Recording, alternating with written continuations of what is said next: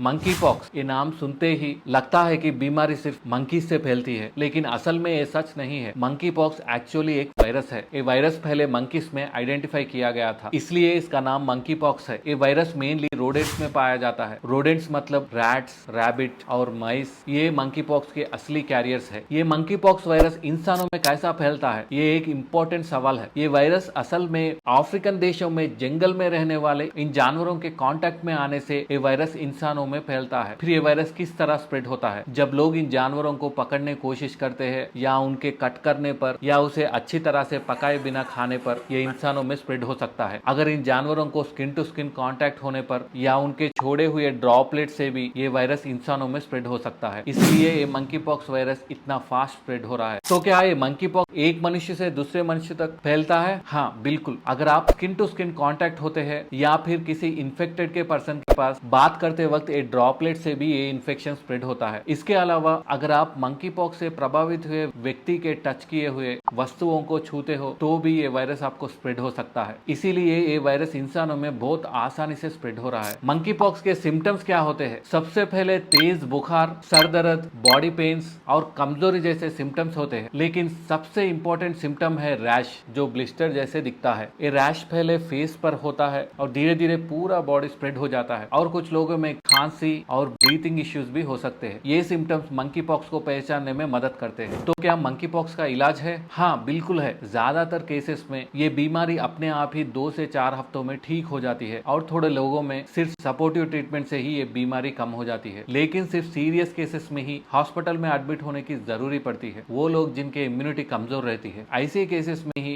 Antivirals and immunoglobulins drugs का उपयोग किया जाता है। इसलिए ज्यादा घबराने की कोई बात नहीं है। इस मंकी पॉक्स की बीमारी कुछ सीरियस कॉम्प्लिकेशंस भी ला सकती है। स्कार फॉर्मेशन, लंग्स का इन्फेक्शन, आंखों में अल्सर आना और ब्लाइंडनेस, दिमाग का इन्फेक्शन, हार्ट का प्रॉब्लम और ब्लड में भी इन्फेक्शन, ये कॉम्प्लिकेशन सीरियस हो सकते हैं, और इसलिए proper treatment and medical supervision जरूरी होती है। तो आखिर में बात यह है कि मंकी पॉक्स वायरस के बारे में ज्यादा चिंता मत करिए। अगर ये बीमारी होती है तो बिना ट्रीटमेंट के भी धीरे धीरे से ठीक हो जाती है, मगर कुछ केसेस में ट्रीटमेंट की जरूरत पड़ सकती है, लेकिन उसके लिए इफेक्टिव ड्रग्स अवेलेबल है। FDA अप्रूव्ड वैक्सीन भी है जो वायरस के खिलाफ प्रोटेक्शन भी प्रोवाइड कर सकता है। ये वायरस पहली बार 1970 में आइडेंटिफाई किया गया था। सोशल मीडिया पर व्यूज और लाइक्स के लिए लोग आपको डराने की कोशिश कर रहे हैं। उनके बातों को इग्नोर करके आपके सेफ्टी पर ध्यान दीजिए। तो स्टे सेफ।